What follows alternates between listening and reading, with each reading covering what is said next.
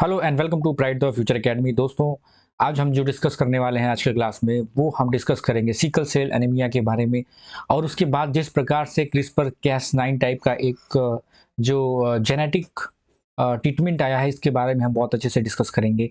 हम आपको पता होना चाहिए कि जो सिकल सेल एनीमिया है, ये जो ट्रॉपिक के क्षेत्र होते हैं, जैसे मान लीजिए कि जो सहारा मरुस्थल में अफ्रीकन कॉन्टिनेंट में जो सहारा मरुस्थल, उसके अगल बगल जितने कंट्रीज होती हैं, वहाँ पे आप देखेंगे अमूमन तौर पे बहुत ही लगभग वन थर्ड, एक तिहाई हिस्से में लगभग सिकल सेल डिजीज पाया जाता है, बच्चों से लेकर के बूढ़े में।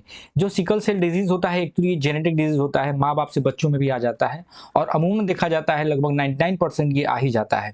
आप देखेंगे कि जिस तरीके से क्या ऐसा कारण है जिसकी वजह से सिकल सेल डिजीज जो अफ्रीकन क्षेत्र हैं वहाँ पे आपको अमूमन देखने को मिलता है। इवन जो जितने ट्रॉपिक के क्षेत्र होते हैं, जैसे साउथ अमेरिका के जितने क्षेत्र होते हैं, वहाँ पे भी आपको देखने को मिलेगा। सिकल सेल एनीमिया के क्या होते हैं, इसके बारे में हम चर्चा करेंगे। जो सिकल सेल जो एनीमिया होता है, जो सिकल सेल ट्रेट्स होते हैं, ये क्यों मलेरिया से एक तरीके से प्रोटेक्शन देते हैं। मतलब आप सोचिए कि अगर मैं आपको ये बोलूँ कि जो अफ्रीकन कॉन्टिनेंट है, अफ्रीकन क्षेत्र में जो सहारा मरुस्थल के अगल बगल के जितने क्षेत्र होते हैं, वहाँ पे आप देखेंगे कि जो सिकल सेल डिजीज होता है वो कॉमनली पाया जाता है। लेकिन क्यों पाया जाता है, ये इसलिए पाया जाता है क्योंकि उस क्षेत्र में जो मलेरिया के जितने पैरासाइट्स होते हैं, प्लाज्मोडियम, मलेरिया के मॉस्किटो सबसे अधिक पाए जाते हैं, और ये एक कारण होता है जिसके द्वारा सिकल सेल डिजीज वहां पे सबसे अधिक पाए जाते हैं। बहुत इंपॉर्टेंट है। मतलब मलेरिया, क्या जो सिकल सेल एनीमिया हो रहा है, इसके पीछे कारण क्या मलेरिया है, क्या मलेरिया के पैरासाइट्स हैं, क्या मलेरिया के मॉस्किटोज हैं। ऑब्वियसली इन चीजों को हम देखेंगे, बहुत अच्छे से चर्चा करने वाले हैं। दोस्तों, आपको पता है कि प्राइड एकेडमी ने अपना बैच लॉन्च कर दिया है, और यूपीएससी सीएससी 2024-25 का बैच लॉन्च हो चुका है प्राइड एकेडमी के ऐप पे। आप जाइए गूगल प्ले स्टोर से, आप इसको डाउनलोड कर सकते हैं। इसमें क्या है कि ये फाउंडेशन बैच चलेगा, इसमें प्री और मेंस दोनों चीज़ों को डिस्कस किया जाएगा, कवर किया जाएगा, बहुत ही डिटेल वे में किया जाएगा। आप जाइए, इसको इनरोल करिए। ये जो बैचेज हैं 1 अप्रैल 2023 से स्टार्ट होने जा रही हैं। आपको पता है हमारा वे टू लबासना बैच भी स्टार्ट हो चुका है प्रीलिम्स के लिए, जिसमें सामान्य अध्ययन, ये बाइलिंगुअल हिंदी और अंग्रेजी दोनों माध्यम में चलेगी। ठीक है, आप देखेंगे कि हमारा जो मोटिव है उसमें आपको जनरल स्टडीज का सी सेट टेस्ट सीरीज सारी चीजें प्रोवाइड की जाएंगी।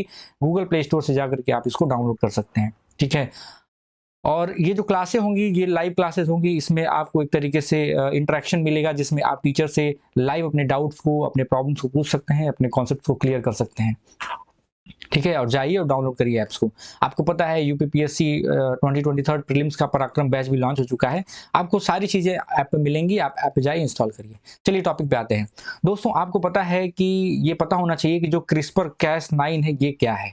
क्रिस्पर कैस 9 बहुत ही न्यूज में रहा है। एक्चुअली ये है clustered regularly interspace shorts palindromic repeats. ये क्या होते हैं, ये एक्चुअली में it is a genetic code. ये क्या है, जेनेटिक कोड है या जेनेटिक सीक्वेंस है, क्या बैक्टीरिया में पाया जाता है। ये जेनेटिक कोड और जेनेटिक सीक्वेंस है जो बैक्टीरिया में पाया जाता है। कौन, ये जो क्रिस्पर होते हैं। ठीक है, ये क्यों, ये जो बैक्टीरियोफेज होता है एक्टिविटी, उस एक्टिविटी के माध्यम से ये क्रिएट होता है, ये बनता है। आप देखेंगे कि जो बैक्टीरिया होती है, बैक्टीरिया जो क्रिस्पर सीक्वेंस होता है, इसका यूज करती है किसको, जो वायरस होते हैं इसको डिटेक्ट करने में। मतलब ये सोचिए, अगर ये कोई बैक्टीरिया है और बैक्टीरिया में कोई वायरस आ गया, और वायरस क्या कर रहा है, उसको डिस्टर्ब कर रहा है, तो वो क्या करेगी, ऐसे क्रिस्पर सीक्वेंस डेवलप कर लेगी।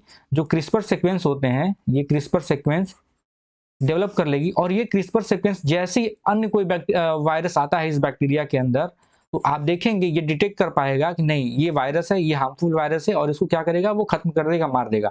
तो ये क्रिस्पर होता है। ठीक है, आप इसको और अच्छे से देखेंगे। ये क्या करता है, प्रोटेक्शन प्रोवाइड करता है बैक्टीरिया को किस स्पेसिफिक वायरसेस से, जो कि अटैक के माध्यम से। आपको पता है, जैसे मैंने भी बताया था कि जो बैक्टीरिया होते हैं, बैक्टीरिया में अगर कोई वायरस ऐसे एंटर किया, तो जो क्रिस्पर है डिटेक्ट कर देगा, इस बैक्टीरिया को बताएगा कि ऐसा है कि एक नए एलियन का, एक नए जो वायरस है उसका तुम्हारे अंदर एंट्री हुआ है, और ये बहुत ही हार्म कर सकता है। और ये बैक्टीरिया क्या करेगा, अपने इम्यून को रिलीज करके इसको खत्म कर देगा, डिटेक्ट कर सकता है। ठीक है, तो प्रोटेक्शन प्रोवाइड करता है कोई भी वायरसेस से इसको। जो क्रिस्पर एसोसिएटेड प्रोटीन 9 है, ये क्या है, ये बहुत इंपॉर्टेंट है। जो क्रिस्पर एसोसिएटेड प्रोटीन 9 होता है, एक्चुअली ये बैक्टीरियल आरएनए गाइडेड न्यूक्लियस है। आरएनए गाइडेड न्यूक्लियस मतलब ये होता है कि ये आपको किसी के बॉडी में ये डिटेक्ट कर देगा कि कौन सा सेल, ये अगर कोई कोशिका है, ये कौन सा सेल इन्फेक्टेड है, कौन से सेल में, या कौन से एक तरीके से जो जीन होता है, सपोज करिए आपका जेनेटिक है, डीएनए है, डीएनए में डबल हेलिक्स होते हैं, किस जेनेटिक कोडिंग में किस प्रकार का डिफेक्ट है, ये बता देगा आपको आरएनए गाइडेड इंडोन्यूक्लियस। ठीक है, इसके माध्यम से आप इस पार्ट को डिटेक्ट करके आप क्या कर सकते हैं कि इसको कट करके निकाल देंगे, ठीक है। तो ये एक प्रोसेस होता है क्रिस्पर एसोसिएट प्रोटीन 9 का। ये बैक्टीरियल आरएनए गाइडेड न्यूक्लियस होता है that once activated will make a special enzymes. क्या करता है कि स्पेशल एंजाइम्स बनाता है और ये क्या करता है, क्रिस्पर को इवॉल्व करता है, आपको देखने को मिलेगा। जो क्रिस्पर होता है, हमने कहा कि क्रिस्पर एक तरीके से ट्रीटमेंट के रूप में आप इसको देख सकते हैं। जो सिकल सेल एनीमिया होते हैं, ठीक है, जो सिकल सेल एनीमिया डिजीज है, डिसऑर्डर है, आप देखेंगे इसके ट्रीटमेंट में क्रिस्पर एक तरीके से महत्वपूर्ण भूमिका निभाता है। क्योंकि जो सिकल सेल एनीमिया होता है, ये क्या जेनेटिक डिसऑर्डर है, जेनेटिक डिसऑर्डर की वजह से होता है। क्या है ये? जेनेटिक डिसऑर्डर डिजीज होता है जो एक तरीके से माता पिता से बच्चों में चला जाता है। तो जब जेनेटिक डिसऑर्डर है, जब जेनेटिक डिफेक्ट्स है, तो इस डिफेक्ट्स को कैसे खत्म किया? सपोज करिए ये आपका डीएनए है और डीएनए किसी व्यक्ति का डीएनए है और डीएनए में क्या है कि अगर यहाँ पे ये डबल हेलिक्स है, इसमें इस कोडिंग में कोई प्रॉब्लम हो गई, यहाँ पे कुछ प्रॉब्लम है जिसके वजह से उसको सिकल सेल एनीमिया है। आप ये सोचिए कि अगर इस पार्ट को अगर डिटेक्ट कर लिया जाए और डिटेक्ट करके इसको रिप्लेस कर दिया जाए, तो क्या ये जो सिकल सेल एनीमिया है खत्म नहीं हो जाएगा? बिल्कुल खत्म हो जाएगा। इससे हम इस रोग से निजात पा सकते हैं। इसीलिए क्रिस्पर टेक्नोलॉजी का ही प्रयोग करते हैं genetic disorder disease like sickle cell anaemia में आपको देखने को मिलेगा। 3 इसके महत्वपूर्ण एलिमेंट्स होते हैं जिसके माध्यम से ये वर्क करता है। पहला होता है गाइडेड आरएनए। हमने कहा था कि जो गाइडेड आरएनए न्यूक्लियस होते हैं, ये क्या करते हैं कि जो भी टारगेटेड जीन होता है, targeted gene in the sense कि जो भी डिफेक्टेड जीन होता है, ये अगर डिफेक्टेड जीन है, इसको क्या करेगा, लोकेट कर देता है, आइडेंटिफाई कर देता है। और जैसे इसको लोकेट करता है, तो लोकेशन के माध्यम से हम समझ जाते हैं कि इस क्षेत्र में किसी प्रकार का डिस्टर्बेंस है और हम किसी ह्यूमन बॉडी से क्या करते हैं, जीन को लेते हैं और उसको जेनेटिक कोडिंग को स्टडी करते हैं और सेम टू सेम, मतलब आप ये सोचिए कि ये सही वाला जीन है, ये एक डिफेक्टेड पार्ट है जीन में, ये एक तरीके से आपका ओके वाला जीन है और ये डिफेक्टेड पार्ट है। और ओके जीन को क्या करते हैं, जो सही जीन होता है उसको हम लेबोरेटरी में लेके जाते हैं और सेम टू सेम क्या करते हैं, इसका कॉपी बना देते हैं, क्लोन बना देते हैं और बाद में ये जो डिफेक्टेड जीन होता है इसको रिप्लेस कर देते हैं। इसको रिप्लेस करके और जो हम लेबोरेटरी में जो बनाए होते हैं इसको यहाँ पे इंसर्ट कर देते हैं और यही तो एक प्रोसेस होता है।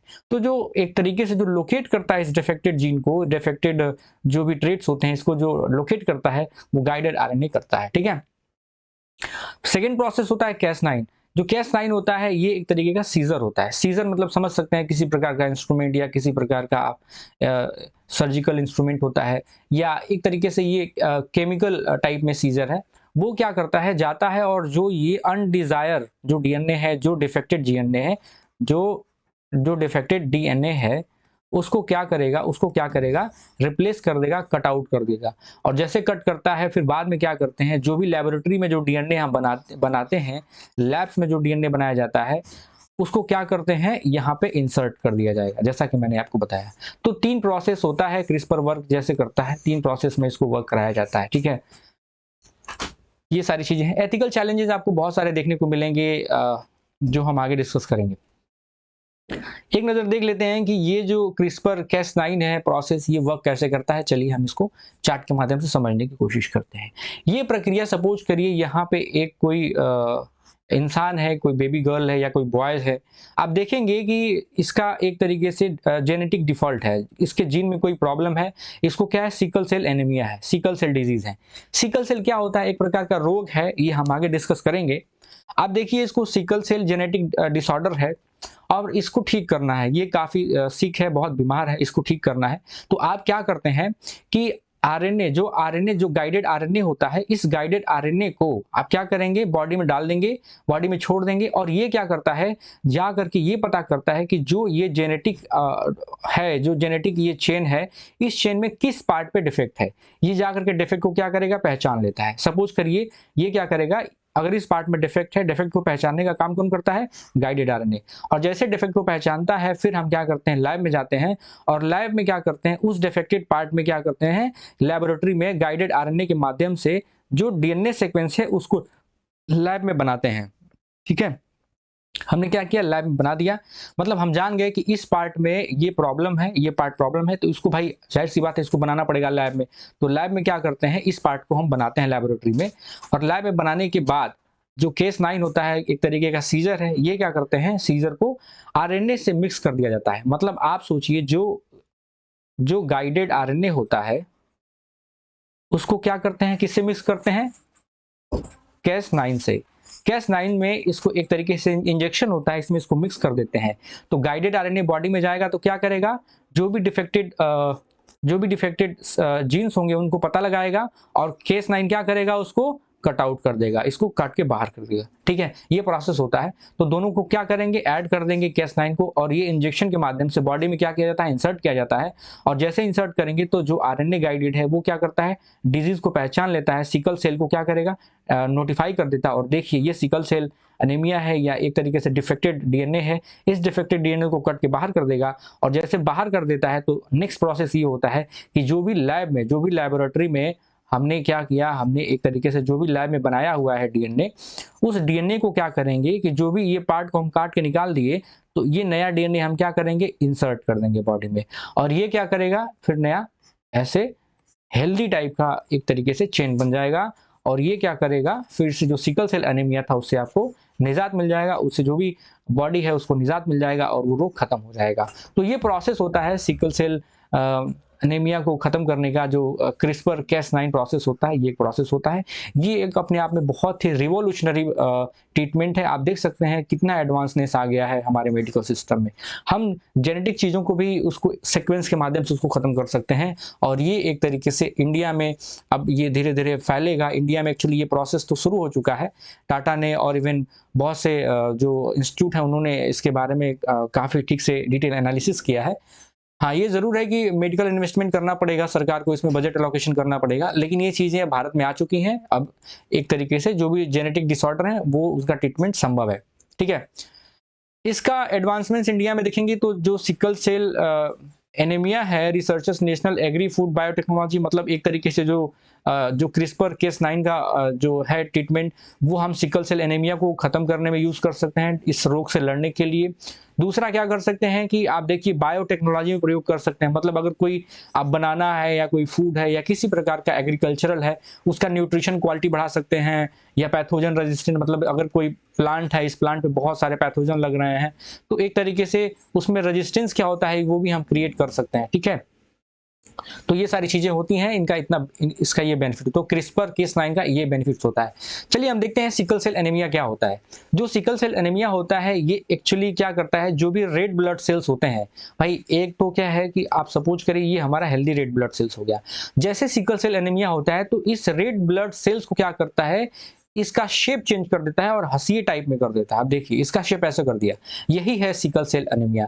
जो नॉर्मल रेड ब्लड सेल्स होते हैं ये राउंड लाइक स्ट्रक्चर होता है, ठीक है, लेकिन बाद में क्या करते हैं ये हंसी टाइप का एक तरीके से शेप बना देता है। तो sickle cell red blood become the hard sticky, ये क्या होगा कि बहुत हार्ड हो जाएगा, स्टिकी हो जाएगा।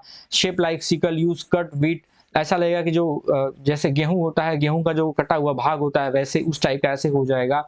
When these hard and pointed red cell go through the small blood tubes, they are clog and flow break apart. This can cause the pain, damage and low blood count like anemia. अब sickle cell क्या करता है, suppose करिए कि ये healthy एक तरीके से रेड ब्लड सेल है जो राउंड शेप का है। अब जैसे सिकल सेल हो जाता है तो सिकल सेल क्या करता है कि एक हंसिए टाइप में ऐसे इसके शेप को बना देगा। अब आप ये सोचिए जैसे ऐसे बना देता है तो अगर ये नस है, ये कोई वेन है, आर्टरी है, तो इस आर्टरी में देखिए ऐसे ऐसे क्या होते हैं, ऐसे फ्लो होता रहता है, क्या जो आरबीसी होते हैं ऐसे फ्लो होते हैं। लेकिन आप ये सोचिए कि जैसे सिकल सेल हो गया तो इसका जो शेप हो जाता है आरबीसी का वो ऐसे हो जाता है, और ऐसे होने की वजह से आप ये सोचिए इसमें तो बहुत इजीली फ्लो हो जा रहा है, लेकिन इसमें जो फ्लो होगा ये फ्लो में क्या अवरोध पैदा होगा, ये फ्लो ये डिस्चार्ज ठीक से नहीं हो पाता है, जिसके वजह से आप देखेंगे बहुत सारे दर्द होने लगते हैं बॉडी में और बहुत लो ब्लड काउंट होने लगता है, ब्लड की संख्या कम होने लगती है, जो फ्लो रेट होना चाहिए, जो बीपी होना चाहिए वो बीपी बहुत, ब्लड प्रेशर हाई हो जाती है। ये तमाम चीजें आपको देखने को मिलेंगी। एनीमिया हो जाता है, खून की कमी हो जाती है, ये सारी चीजें प्रॉब्लम क्रिएट करता है जब सिकल सेल एनीमिया हो जाता है शरीर में। तो ये सारे कारण होते हैं। जो सिकल सेल एनीमिया डिजीज होता है, एक्चुअली जैसा कि मैंने बताया था कि जो नॉर्मल ब्लड सेल्स होते हैं, जो नॉर्मल हीमोग्लोबिन हो जाता है, आप देखेंगे राउंड शेप का है। जैसे सिकल सेल हो जाते हैं तो उसमें देखिए हंसी टाइप में डिफेक्टेड हीमोग्लोबिन इस टाइप से हो जाते हैं, जो कि फ्लो में या तमाम चीजें बहुत सारी प्रॉब्लम्स क्रिएट करते हैं। आप देखेंगे कि ये जो ब्लड वेसल्स है, ब्लड वेसल्स में एक तरीके से जो फ्लो हो रहा है, ये फ्लो यहाँ पे देखिए जाम हो जा रहा है, जिसकी वजह से बहुत सारी प्रॉब्लम्स क्रिएट हो रही हैं। तमाम चीजें आपको देखने को मिलेंगी और आगे हम और डिस्कस करते हैं। आई होप कि आपको सारी चीजें पता हो गई होंगी। अब तक हमने जो डिस्कस किया है वो सिकल सेल एनीमिया के बारे में डिस्कस किया, क्रिस्पर Cas9 के बारे में भी हमने डिस्कस किया है, ठीक है। अब जो क्रिस्पर सेल डिसऑर्डर होते हैं या क्रिस्पर सेल ट्रेट्स होते हैं, ये क्या, इसके बारे में देखते हैं। जो क्रिस्पर सेल डिसऑर्डर या क्रिस्पर सेल ट्रेट्स होते हैं, इसका इम्पैक्ट, या मैं आपको ये कहूं कि जो क्रिस्पर सेल डिसऑर्डर्स होते हैं या जो क्रिस्पर सेल ट्रेट्स होते हैं, अफ्रीकन और अमेरिकन कॉन्टिनेंट्स में आपको बहुत ज्यादा मिलेंगे। अफ्रीकन अमेरिकन में बहुत ज्यादा ये रोग देखने को मिलता है। अमूमन 1/3 वहां पे जो जनसंख्या है वो पीड़ित होती है, वो एक तरीके से डिजीज में डूबी होती है सिकल सेल एनीमिया में। आप देखिए ये जो अफ्रीकन अमेरिकन हैं, इनमें देखिए कि किस तरीके से सिकल सेल बहुत ही कॉमनली पाया जाता है। जन्म से ही इनको एक रोग होता है जो जिसको सिकल सेल एनीमिया कहा जाता है। और इसका कारण क्या होता है? मलेरिया। बहुत इंपॉर्टेंट है। मलेरिया ही एक ऐसा कारण होता है कि वहां के लोगों में, वहां के बच्चों में सिकल सेल एनीमिया बचपन से ही हो जाता है। ऐसा क्यों हो जाता है? इसका कारण ये है कि आप देखेंगे कि जैसे कोई मॉस्किटो काटता है, उसके बाद जैसे जो प्लाज्मोडियम पैरासाइट है वो शरीर के अंदर चला जाता है। ये प्लाज्मोडियम पैरासाइट क्या करता है कि अगर ये ब्लड है, ये क्या है, आरबीसी है, इस आरबीसी पे वार करता है और इसको क्या करता है, बहुत हार्ड स्टिकी बना देता है। ये क्या करता है, हार्ड स्टिकी, इवन इसके शेप में भी परिवर्तन हो जाता है, जिसके वजह से इसको सिकल सेल हो जाता है। अब देखिए जो आरबीसी है, अब काउंट किस में हो गई, सिकल सेल टाइप में या सिकल डिसऑर्डर में टाइप हो, इस परिवर्तित हो जाती है और इस टाइप का दिखने लगता है, और यही तो है सिकल सेल का एक रूप। तो इसके पीछे कारण एक तरीके से जो मलेरिया होता है, मलेरिया मॉस्किटो, मलेरिया जो पैरासाइट्स होता है, वही कारण होता है कि सिकल सेल डिसऑर्डर्स बहुत ही ज्यादा मात्रा में अफ्रीकन कॉन्टिनेंट में आपको देखने को मिलेगा, ठीक है। और ये क्या करता है, एक तरीके से रिस्पॉन्ड, मतलब आप सोचिए कि ये तो ठीक है, हो गया बच्चों को या वहां के लोगों में जो सिकल सेल एनीमिया पाया जाता है।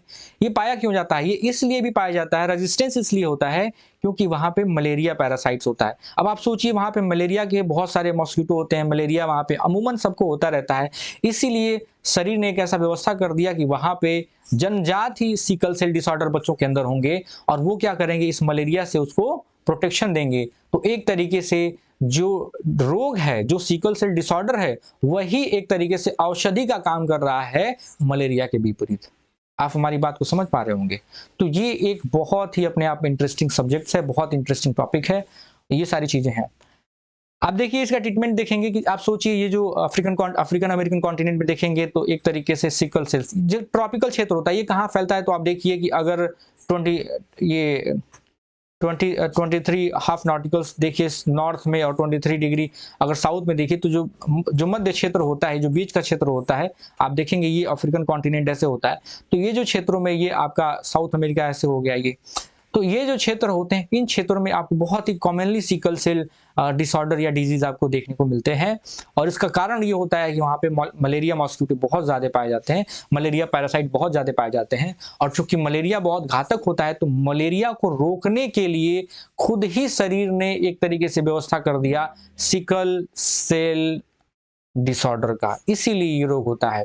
तो एक तरीके से जो मलेरिया होता है, मलेरिया को रोकने का काम sickle cell disorder, sickle cell trait करता है, आपको पता होना चाहिए। इसका ट्रीटमेंट क्या होता था, पहले हम देखते थे कि जो सिकल सेल होते थे, जो स्टेम सेल्स होते थे, बोन मैरो, आप सुने होंगे, जो बोन्स होते हैं, तो जो ब्लड मैरो होता था, जो उसको ट्रांसप्लांट किया जाता था। मतलब जो पुराने डिफेक्टेड ब्लड मैरो होते थे, उसको क्या करते थे, रिप्लेस करते थे, और नए ब्लड मैरो को क्या करते थे, इंसर्ट करते थे। ये इसका ट्रीटमेंट होता था बोन मैरो को। लेकिन this process involve destroying the removing the stem cells, और ये प्रोसेस क्या करता था कि नए जैसे लाते थे तो पुराने क्या होते थे, रिमूव कर दिया जाते थे, खत्म कर दिए जाते थे। मतलब आप सोचिए कि अगर ये कोई बॉडी है, इसको हो गया, तो हम क्या करते हैं कि बोन मैरो को ही चेंज कर दो, इस बॉडी में नए बोन मैरो को रिप्लेस कर दो, किसी सेकेंड पर्सन से बोन मैरो लेके आओ और जो डिफेक्टेड पर्सन है इसके अंदर बोन मैरो को इंसर्ट कर दो। तो ये प्रोसेस, ये ट्रीटमेंट होता था। ठीक है, हेल्दी स्टेम सेल्स को इसमें डाल दो। लेकिन बाद में जैसे कि अभी हमने बताया, अभी नई टेक्नोलॉजी आई है जिसको बोलते हैं क्रिस्पर Cas9। जो क्रिस्पर Cas9 है, ये एक तरीके से जेनेटिक थेरेपी है, एक तरीके से जीनोम थेरेपी है, जिस तरीके से हम रोग को ख़त्म कर सकते हैं। एक तरीके से इसमें जो स्टेम सेल डिसऑर्डर होते हैं उसको ख़त्म किया जा सकता है। ये सारे कारण होते हैं, आपको ये बात पता होना चाहिए। चलिए एक बार फिर से देख लेते हैं। आप देखिए कि किस तरीके से जो सिकल सेल एनीमिया होता है, ये क्या करते हैं कि प्रोटेक्शन प्रोवाइड करते हैं मलेरिया से। जो मलेरिया के पैरासाइट्स होते हैं, इससे क्या करेगा, प्रोटेक्शन देगा, किसी बॉडी को प्रोटेक्ट करता है सिकल सेल। तो मलेरिया से प्रोटेक्शन देने का काम करता है। आप देखेंगे कि जो सिकल सेल जो ट्रेट्स होते हैं, सिकल सेल ट्रेट्स क्या होते हैं, जो सिकल सेल डिसऑर्डर से जो क्रिएट होते हैं एक तरीके से, वो ट्रेट्स बन जाते हैं उसमें। जो सिकल सेल ट्रेट्स होते हैं वो अफ्रीकन कॉन्टिनेंट में या जो इससे ग्रसित होते हैं उनमें आप देखेंगे 50 से 90% तो ऑलरेडी जितने फीवर पैरासाइट्स हैं वो होते हैं उनके अंदर, fever parasites. Oh my God, 50 से 90% तो ऑलरेडी किसी बॉडी में आपको देखने को मिलेंगे। क्या? फीवर पैरासाइट्स उनके। तो आप ये सोचिए, अगर कोई नया कोई मलेरिया आया, अब मलेरिया का नया पैरासाइट इस बॉडी के अंदर अगर एंट्री करने की कोशिश किया, तो आप ये सोचिए ये क्या करेगा कि जो ब्लड होंगे, मलेरिया काम क्या करता है कि ब्लड को क्या करता है, स्टिकी बना देता है, चिपचिपा बना देता है। ब्लड को चिपचिपा बना देगा, ब्लड के फ्लो को क्या करेगा, डिस्टर्ब करेगा, इसके शेप को चेंज कर देगा। ये चीजें मलेरिया क्रिएट करता है। और क्या करता है कि अगर एक सेल में कोई आरबीसी है, उसके एक सेल में क्या करेगा, एक कोशिका में डिफेक्शन, इसको क्या करेगा, खराब कर देगा, इसको डिफेक्ट कर देगा। और जैसे डिफेक्ट कर देता है तो ये फिर बाद में इसको ग्रो करता है। दूसरा सेल भी इसको डिफेक्ट कर देगा, तीसरा सेल को भी क्या करता है, खराब कर देता है, चौथे सेल को भी क्या करता है, नष्ट करने लगता है। और ऐसे ऐसे पूरे बॉडी में सेल्स को क्या करता है, नष्ट करने लगता है। अब आप ये सोचिए कि जो सिकल सेल ट्रेट्स होते हैं कैसे रोकते हैं इस प्रोसेस को। इस प्रोसेस को ऐसे रोकते हैं कि अगर ये सोचिए कि अगर कोई वेन्स है और वेन्स में ऐसे देखिए, ये एक तरीके से आरबीसी का जो साइज है वो ऐसे हो जाता है। अब जो मलेरिया पैरासाइट है, ये सोचिए कि ये मलेरिया पैरासाइट है, इसको इधर जाना है। तो आप देखिए कि जैसे ब्लड में मलेरिया पैरासाइट आया, तो मलेरिया पैरासाइट का जो फ्लो है, फ्लो रेट को कम कर दिया इसने, क्योंकि इसकी साइज ऐसी है। और जैसे फ्लो रेट को कम कर दिया तो ए पोजीशन से बी पोजीशन जाने में इसको समय लगेगा कि नहीं लगेगा? ऑब्वियसली लगेगा। और जैसे जितना इसको समय लगता है, और इसकी जो बॉडी होती है फटाक से तुरंत इम्यून सिस्टम बना लेती है। बहुत इंपॉर्टेंट है, इम्यून सिस्टम क्या करती है, बॉडी डेवलप कर लेती है। भाई इम्यून सिस्टम बनाने के लिए समय चाहिए शरीर को, और समय चूंकि मिल गया, क्यों मिल गया, इस सिकल सेल ट्रेट्स के माध्यम से। सिकल सेल ट्रेट्स ने क्या किया कि इस फ्लो को क्या किया, बहुत धीमा कर दिया। मतलब ये जो मलेरिया पैरासाइट से बहुत धीरे धीरे बॉडी में बहुत धीरे धीरे मूव कर रहा है, बहुत धीरे धीरे चीजों को डिफेक्ट कर रहा है। और इस साइकिल को ब्रेक करने का काम कौन कर रहा है, ये सिकल सेल ट्रेट्स होते हैं, ब्रेक कर रहे हैं। और इस प्रोसेस में समय लग जा रहा है, और जैसे ही समय लगने लगता है तो आप देखिए बॉडी क्या करती है, इम्यून सिस्टम को बना देती है, इम्यून को बना देती है। और जैसे इम्यूनिटी को बना लेती है, और बाद में यही जो डिफेक्टेड सेल्स होते हैं इसको जाकर के डिस्ट्रॉय कर देते हैं। मलेरिया पैरासाइट को क्या करता है, डिस्ट्रॉय कर देता है। तो यही एक प्रोसेस है क्रिस्पर Cas9 का। और आप समझ गए होंगे कि जो एक तरीके से स्टेम सेल ट्रेट्स होते हैं ये क्या होते हैं, सिकल सेल ट्रेट्स क्या होते हैं। ये एक बहुत ही खूबसूरत एक तरीके से टॉपिक था जिसको आपने बहुत अच्छे से समझा है। और बहुत ही ये हमारे जो साइंटिस्ट हैं उनको सलाम है कि उन्होंने इस तरीके के जो भी ट्रीटमेंट्स हैं वो लेके आ रहे हैं। लगातार इसमें बहुत सारे डेवलपमेंट्स देखने को मिल रहे हैं, और इससे बहुत चीज़ें आपको और की जा सकती हैं। जैसे कि हमने बताया था कि जितने प्लांट डिजीज़ हैं, इवन जितने अलग प्रकार के रोग हैं, उनको भी जेनेटिक डिसऑर्डर को ख़त्म किया जा सकता है इसके माध्यम से। तो जो क्रिस्पर Cas9 टेक्नोलॉजी है काफ़ी अपने आप में बहुत इंपॉर्टेंट है। सिकल सेल एनीमिया हमने देखा था, सिकल सेल ट्रेट्स के बारे में देख लिया, जो सिकल सेल ट्रेट्स होते हैं मलेरिया पैरासाइट को किस तरीके से रोकते हैं इसको भी हमने देख लिया। आज की क्लास में इतना ही, बहुत बहुत धन्यवाद, थैंक यू सो मच। दोस्तों आपको पता है कि प्राइड एकेडमी ने अपना ऐप लॉन्च कर दिया है। प्राइड एकेडमी के टेलीग्राम पे आप जुड़ सकते हैं, हमारे इंस्टाग्राम पे आप जुड़ सकते हैं, फेसबुक पे जुड़ सकते हैं। इवन जिस प्रकार का डाउट्स हो, क्वेरीज हो, आप व्हाट्सएप पे डायरेक्ट मैसेज कर सकते हैं। इसी के साथ में आज की क्लास को यहीं समाप्त करता हूं।